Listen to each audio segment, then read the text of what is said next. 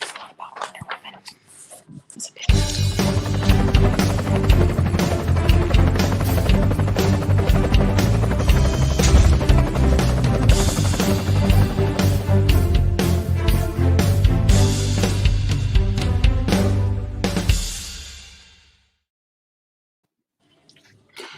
Always evolving, always changing, always trying something new. It is Monday, and if it is Monday at 8 o'clock, it is Nerd World News from Mighty Monkey Corporation. And I am your host. My name is Sheev Palpatine. That was always Cornholio. Never mind that. Moving on. With me, as always, are my favorite friends of all time, the effervescent Mr. Daniel I. Kerman, less effervescent than Daniel, but not that bad off himself, Mr. James Irish, and the completely bubbly, beyond giddiness, the comic chicks themselves, Tanya Metris and Ann Liebig. We are here to, in our own rainbow way, entertain you. And our top story, we're going to jump right into the world of my kids. I'm allowed to. It's a thing. Minecraft builders are recreating the entire state of New Jersey. Why? I don't know. It wouldn't have been my first choice either. However, a group of dedicated Minecraft players are recreating the state. Ingenuity and hard work have always been cornerstones of the game. Expansive building system that has given players the opportunity to achieve their coolest build ideas. Whether this is a replica of Hogwarts Castle, an underwater wonderland, or a massive pirate ship, these builds can often take an entire year or more, even with many players working together. Recently, Minecraft players have begun to expand their jets when it comes to construction and creation in the game. One project announced last year has been players working on a 1-for-1 scale replica of the entire Earth. The whole thing. If they get to my house, I'll just wave. Maybe it'll be cool. You can see me waving in Minecraft. It'd be cool. All right. Previously thought to the scale of reality in Minecraft thanks to new modding technologies. Now projects like the team Build the Earth New Jersey are possible with true replication of the real world in digital Minecraft realms. These folks are on YouTube. They're all over comicbook.com and screenrant.com. If you're interested in what they're up to, they are certainly out there. And they'll be easy to find, so you can see what they're up to out there. But more on that a little bit later. First things first, we're going to run happily eastward from here to a secret location known as a dance studio on the east side of Rochester, New York, where Lady in Pink and the lady in Auburn with a maroon shirt. That's the colors I can get out of these today. I'm sorry to say. All right, ladies, the comic chicks, you're up. What is going on over there on your end? Tonight's costume night. So therefore, yay! Anne brought all the costumes in that were Jess's, so people can pick them out and check them out to see what they're going to wear for recital on Father's Day. Yes. Yes. Okay, so let's start with some comics. Wonder Woman number 771. Wonder Woman's adventures through the sphere of gods continues as she embarks on a quest with the cunning Radishuk to search for answers. Something is changing the rules of Norse afterlife, and it's up to our hero to set things right. Now she must face warriors and beasts of mythical proportions, starting with Nidhogg. Can our Amazon princess survive this staggering serpent? Meanwhile, in a seemingly simpler time in our hero's life, a younger Diana continues her journey to uncover the secret behind the scriptures that hold the hidden history of Theramesia. I always pronounce that wrong. Is she ready for the truth, or will it change her perception of paradise forever? Oh, the next one is Wolverine number 11, Snickerview with a vampire. Woo! I thought that was Stinkerview initially, but Snickerview with a vampire. Wolverine takes the fight to the vampire nation in a quest to stop Dracula's plot to co-opt his mutant healing factor. But what sacrifices and moral compromises must be made before humans and mutants see the dawn? Batman Detective number 1 is the next one. The Detective Part 1. Thank you, Dan. An epic tale begins that will take Batman on a harrowing, action-packed European adventure in a new miniseries by superstar creators Tom Taylor and Andy Kubert. A horrific tragedy in the United Kingdom sends a very personal and deadly message to the Dark Knight, one that will draw Batman out of Gotham City to investigate. From the moment he lands in Europe, Batman will face a difficult investigation and unheard of adversaries and find the assistance of a partner once more, all in the hunt for the villain known as Equilibrium. New villains, new allies. A thrilling overseas adventure begins for the Dark Knight, starting with an extra-sized 26-page debut story. Ooh. Okay, G.I. Joe, A Real American Hero, number 279, Untold Tales, Part 4. Cobra has plans to unleash Hellacious? Hellish Haverhawk? From the Terror Drome. So it's up to Ace, Slipstream, and other brave Joe Air Warriors to unleash justice from the skies and stop the imminent destruction from the drone before it's too late. Your pilot for this flight will be the living legend Larry Hama, assisted by his intrepid co-pilot Alex Sanchez. G.I. Joe, Ara Pandemica. So we have comic chicks this week? We do. We do. In my newly unfinished dining room. In her newly unfinished dining room. Okay. So with that, we don't have anything else to say about comic chicks except for come join us out on Wednesday night. We might have wine. I don't know. Very good. Thank you, Back ladies. to you, Chris. Bye, guys. Hopefully Happy. everything Good to see goes you. Be well safe. with your computer. Nope, it's not. No, I'm sorry. You guys at home are probably going to see me skipping and jumping a little bit here. I'm having some computer issues. It's entirely hardware related. And so don't adjust your sets. This is all my fault right now. And so hopefully we'll get this. I never know.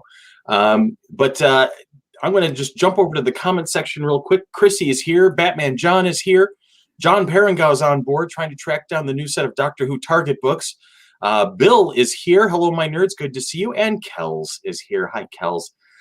Peter's on board, recommending an answer to John's search there. What Final Space is, so I can't tell you if I've seen it or not. And Elizabeth Rice is on board. Josh Lopez is here. Heller, indeed, my friend. And let's see, going on. I'm telling you, no, it's bad. It's bad. So I apologize to everybody if my connection is looking a little wonky, a little weird. You want me to come over and help with your PC? Bill, I might actually have you do this. It's a Dell 8930, and it's still under warranty. So I've been in touch with Dell, and I'm having them figure it out. And if they can't, I will give you a call, and we'll see about getting some in-house technology assistance there. I appreciate that, buddy. That's definitely helpful. All right. So I'm going to stop talking for a moment and stop subjecting you to I'm going to, at this point, refer to this side. Hey, got it right, too. Check that out. I got it right. 50-50 shot. I finally got one right. And I'm pointing right at James. James, it's time for you to give us the Patreon blog of the week information and tell us a little bit about what you and Chrissy are up to with Gamer Street Irregulars. Have a great one, and I will catch up with you when you're done. All right. Well, tomorrow on the blog, we return to the Arcade Alley subseries with a somewhat more obscure game that took a fascinating transformation when it went from the arcade to the Nintendo Entertainment System. Rygar was an okay action game in coin-op form, but it came home as a considerably different game, setting the stage in America for the deeper iterations of action platformer titles with an emphasis on exploration and backtracking that will become known today as Metroidvanias. Not bad for a thud and blunder barbarian hero, eh? Now on Thursday, Gaming Studio Regulars welcomes back Twitch streamer and former FC3 cosplay ambassador SM Zelda Rules to discuss the last original Final Fantasy game to be released on the PlayStation 1. Final Fantasy IX was a loving throwback to the series' roots on the NES and SNES, while also giving the series its most overt nods to the steampunk aesthetic. As per usual, it also introduced us to some memorable characters, especially the adorable black mage Vivi. Chrissy and I begin the level grind in just a couple days' time. And Lords of Light, do I have a treat for you the very next day. On the Pemmy and James podcast, My longtime friend Justin Toner joins us to chat about a show that was genuinely ahead of its time. There was nothing like Thundar the Barbarian when it aired on CBS in 1980, and the adventures of the titular hero plus Princess Ariel and Ukla the Mock mostly hold up pretty well today. We discussed the episodes Mindoc the Mind Menace and Master of the Stolen Sun Sword on Friday. So prep the breakfast cereal, kids. Just don't pour the milk until the podcast actually starts, of course. That's what I've got. Awesome as always. Thank you, James. Much appreciated. I tell you, I know that you guys basically don't come. You don't log to Nerd World News to see me. I know. I'm just kind of like an afterthought. I'm the guy who delivers most of the stuff. It's entirely this face is the one you're looking for. All right. So I'm going to give the masses with it. You have yourself a puppy sighting. There we go. She's been a little under the weather this week, but the vet has been taking good care of her, and she's off and running already. So we expect to have a healthy puppy in the house in no time. With that being said, we're going to jump back into the board of stories. Storyboard. We do have a passing in the Sopranos community. Sopranos star Joseph Ceravo died at 66. This happened about 2 hours ago when the news was released. After a long battle with cancer, the actor is most recognized for playing Tony Soprano's father, Giovanni Francis Johnny Boy Soprano, throughout the acclaimed series.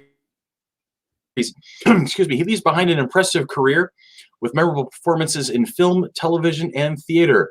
Ceravo also used his talent to give back, making a name for himself as a respected acting teacher. After earning his MFA from NYU Tisch School of the Arts Theater program, he was invited to join the NYU grad faculty.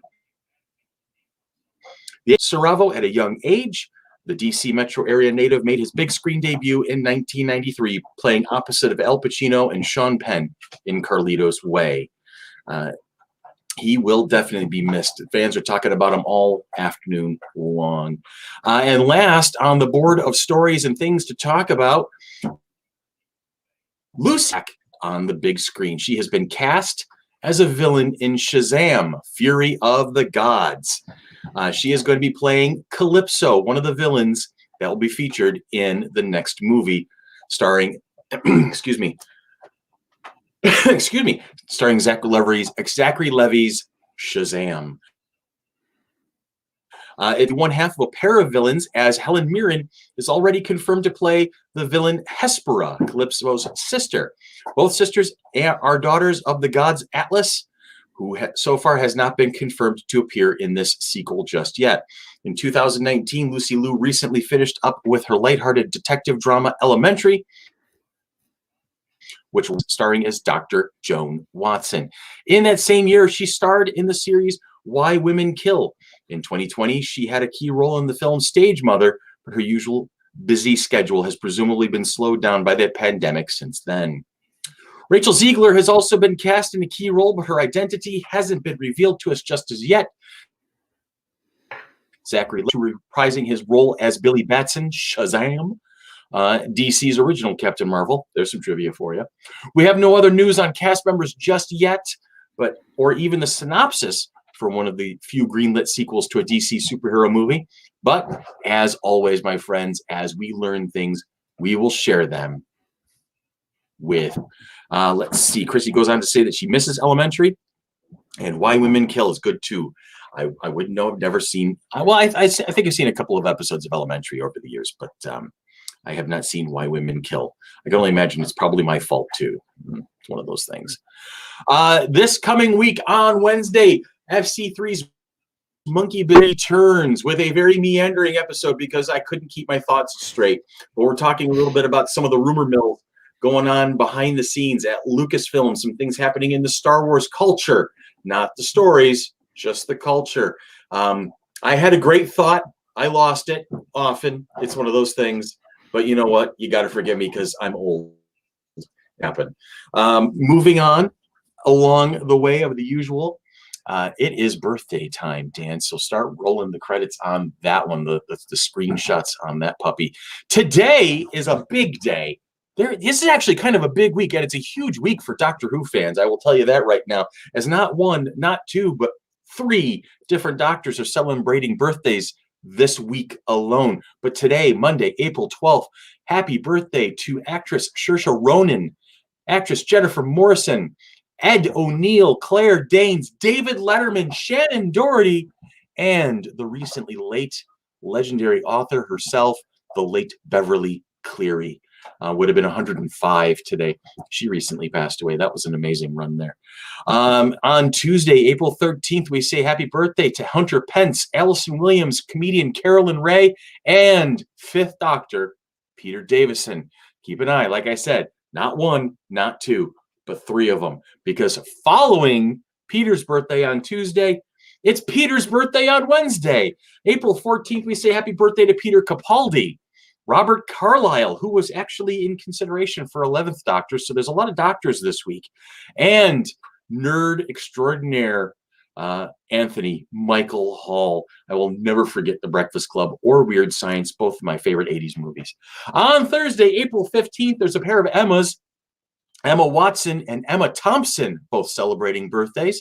Actress Maisie William, comedian Seth Rogen, and actor Luke Evans, all rounding off the crew on Thursday the 15th. And on Friday, Martin Lawrence, Kareem Abdul-Jabbar, John Cryer, and Gina Carano. There's a heavyweight set right there. Saturday the 17th, we start the weekend off with Jennifer Garner, Posh Spice, Victoria Beckham, and hey, he lived. It's Sean Bean. Happy birthday, Sean. We're glad you're still with us. And on Sunday, the 18th, rounding out a very busy week, we have another doctor, the 10th, David Tennant. Hey, isn't that Peter Davidson's son-in-law? This is so weird. Moving on. Moving on. Agents of S.H.I.E.L.D. veteran Chloe Bennett, Conan O'Brien, America Ferrera, Melissa Joan Hart, and the Lord of the Peanut, and Walter, and Jose Jalapeno and a Stick, and all sorts of characters in between, ventriloquist and comedian Jeff Dunham. If it is your birthday this week, happy birthday. I hope you have a birthday. Hope you have a chance to see friends and family. We are going to jump over to the comment section real quick while we wrap things up for this week. Elizabeth Rice, can't wait for the Bad Batch. I can't either. Clone Wars Season 8, as it's being collectively called behind the scenes by fans. At a con 2019, David had the realization that he'd be over 50 by the 60th anniversary rolled around, and he had to have a moment. Yeah, I remember seeing that particular interview. And wonder if we'll get a trailer for the second Out of Time this week, since that's 5 and 10. It's entirely feasible. David Tennant is in final space. Okay, cool. So I have a reason to actually watch it. That's awesome. Batman John is saying good night. Batman John, good night to you, my friend. I hope you are doing well. And I can't wait to see you guys soon. So with that being said, I'm going to go take a baseball bat to my computer and see if I can straighten out the signal problem. I, for Dan and for James, for Tanya, and for Ann, wish you guys have a great week. Have a safe week. And we will talk to you again next week.